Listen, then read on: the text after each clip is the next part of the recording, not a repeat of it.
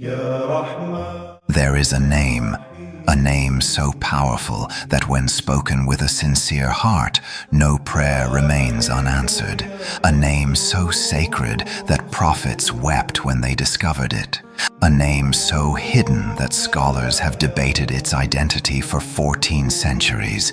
This is not legend, this is not myth. This is Ism-e-Azam, the greatest name of Allah. And tonight, we use artificial intelligence to investigate what centuries of seekers have searched for. Does it exist? Can it be found? And if so, what happens when it is called upon? Every Muslim knows the 99 names of Allah. Ar-Rahman, the most merciful. Ar-Rahim, the most compassionate. Al-Malik, the king. Al-Qudus, the pure. But among these names, Islamic tradition speaks of one that stands above all others. One name that, when invoked correctly, becomes a direct channel between the servant and the Creator. A name that bypasses all barriers. A name that opens every locked door. The Prophet Muhammad, peace be upon him, spoke of it.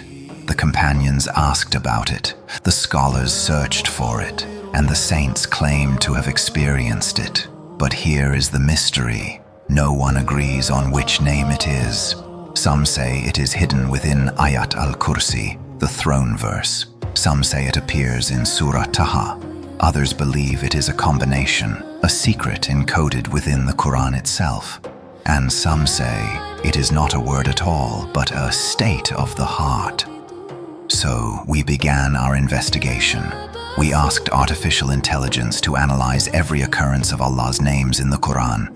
We mapped their frequencies, their contexts, their placements. We studied the Hadith collections, Sahih Bukhari, Sahih Muslim, Sunan Abu Dawud, Tirmidhi. We cross-referenced scholarly opinions from Ibn Kathir, Al-Ghazali, Ibn Taymiyyah, and contemporary researchers. And what we found was not a single answer. It was a pattern that reveals something far deeper than a magic word. Let us start with the evidence. In Sunan Abi Dawud, the Prophet, peace be upon him, was sitting in the mosque when he heard a man praying. The man said, "O Allah, I ask you by the fact that all praise belongs to you. There is no God but you alone, with no partner. You are Al-Manan, the benefactor. O originator of the heavens and the earth. O possessor of majesty and honor. O ever-living, O sustainer." The Prophet smiled and said, "He has supplicated Allah by his greatest name, which when he is asked by it, he gives, and when he is supplicated by it, he answers." Notice what happened. The man did not say a single mysterious word. He did not chant a secret formula. He called upon Allah using his beautiful names, with sincerity, with humility, with recognition of who Allah truly is. And that was enough. AI analyzed this hadith and compared it to others like it. A pattern emerged. Every time someone is described as using Ism-e-Azam, they are in a state of complete dependence, absolute certainty, and total surrender. Another narration. In Sunan Ibn Majah, the Prophet said, "The greatest name of Allah is in these two verses, and your God is one God. There is no deity except Him, the entirely merciful, the especially merciful." And the opening of Surah Al-Imran, Alif Lam Mim, Allah, there is no deity except Him, the ever-living, the sustainer of existence. AI isolated these verses. What do they have in common? They declare Tawheed, the oneness of Allah. They affirm His eternal attributes, Al-Hayy, the living, and Al-Qayyum, the sustainer. These are not random names. They are the foundation of belief itself. Then we moved to another hadith, narrated by Imam Ahmad and Tirmidhi. A blind man came to the Prophet and asked him to pray for his sight to be restored. The Prophet taught him a specific supplication. "O Allah, I ask you and turn to you through your Prophet Muhammad, the Prophet of mercy. O Muhammad, I have turned through you to my Lord regarding this need of mine, so that it may be fulfilled. O Allah, accept his intercession for me." The man made this dua, and his sight was restored. Scholars debated whether this dua contains Ism-e-Azam. What is certain is this: the man called upon Allah with complete faith, using the means Allah had given him, and his prayer was answered. AI then scanned historical accounts. The story of Prophet Yunus, peace be upon him, trapped in the belly of the whale. The Quran records his words, "There is no deity except you. Glory be to you. Indeed, I have been of the wrongdoers." This supplication is called the Dua of Dun-Nun. The Prophet Muhammad said, "The supplication of my brother Yunus in the belly of the fish." No Muslim says it for anything except that Allah will respond to him. Was this Ism-e-Azam? The scholars say it contains its essence: acknowledgement of Allah's uniqueness, glorification of His perfection, and admission of one's own need. We asked AI to calculate the most frequently occurring divine names in the Quran. The name Allah appears 2,697 times. Ar-Rahman appears 57 times in Surah Ar-Rahman alone. Al-Hayy and Al-Qayyum appear together in Ayat al-Kursi, the most powerful verse in the Quran.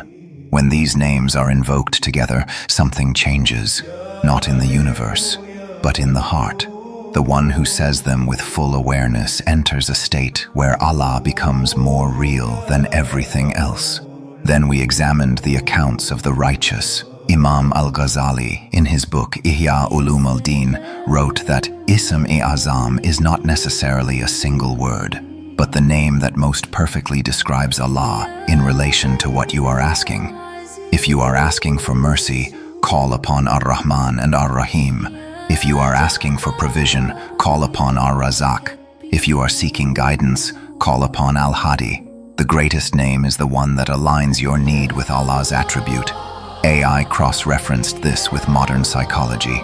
Studies show that when people pray with specific, meaningful language, when they articulate not just what they want, but who they believe God to be, their prayers carry more emotional weight, more cognitive focus, and more spiritual sincerity. This is not superstition. This is how human consciousness works. When you say Ya Hayy Ya Qayyum, you are not just reciting sounds.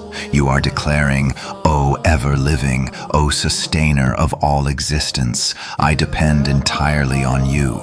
That declaration transforms the one who makes it. But here is where it becomes even more profound. We found a hadith in Sahih Bukhari where a man entered the mosque and prayed loudly, saying, "O Allah, forgive me." The Prophet said, "This man has rushed." Then another man came and prayed quietly, saying, "O Allah, you are As-Salam, and from you comes peace. Blessed are you, O possessor of majesty and honor." The Prophet said, "This one has been answered." What was the difference? Not the name itself, but the presence of heart. The second man prayed as if he was standing before Allah, not just calling out into the void. AI analyzed the spiritual biographies of Awliya, the friends of Allah. Rabia al-Adawiyya, who prayed not out of fear of hell or desire for paradise, but out of pure love for Allah. Imam Ahmad ibn Hanbal, who was tortured but never stopped making dua. Hassan al-Basri, who wept every night in Tahajjud. None of them claimed to possess a secret formula, but all of them experienced answered prayers. Why? Because they prayed with certainty. They prayed with brokenness. They prayed knowing that Allah hears, Allah knows, and Allah responds. Now let us address the question everyone asks. If Ism-e-Azam is so powerful, why is it hidden? Why not reveal it clearly so everyone can use it? AI cannot answer spiritual questions, but the scholars have. And their answer is this: if people knew the greatest name with absolute certainty, they might treat it like a spell. They might say it without sincerity, without heart, without awareness of Allah. And that would turn worship into superstition. Allah hides certain things to protect them from being abused. He hides the exact night of Qadr within the last 10 nights of Ramadan so that we worship Him throughout. He hides the time of death so that we live every day with awareness. And he hides the greatest name so that we call upon him with all his names, learning his attributes, knowing him deeply. But there is something else, something the data revealed. When AI mapped the experiences of those who claimed to have been answered through Ism-e-Azam, a common factor appeared in nearly every case. They were in a state of desperation, not casual requests, not wishful thinking, but the kind of dua where you have no one else to turn to, the kind where your forehead is on the ground and your tears soak the prayer mat, the kind where you say, Ya Allah, and nothing else needs to be said, because in that moment, his name is enough. The Quran says, "And when my servants ask you concerning me, indeed I am near. I respond to the invocation of the supplicant when he calls upon me. No conditions, no secret words, just call, and he is near." So perhaps Ism-e-Azam is not about knowing which syllables to say. Perhaps it is about knowing who you are calling. Perhaps the greatest name is the one you say when you truly believe he will answer. We return to the data. The scholars who studied this most deeply, Al-Qurtubi, Ibn Hajar, An-Nawawi, all concluded that Ism-e-Azam is most likely Al-Hayy Al-Qayyum, the ever-living, the sustainer of all. These two names appear together in Ayat al-Kursi and in Surah Al-Imran. They encompass all of Allah's attributes. If he is ever living, he never dies, never sleeps, never forgets. If he is the sustainer, he maintains everything, controls everything, provides everything. These names leave no room for doubt, no room for despair, only certainty. But even if you do not say these exact names, the principle remains. Ism-e-Azam is not a cheat code.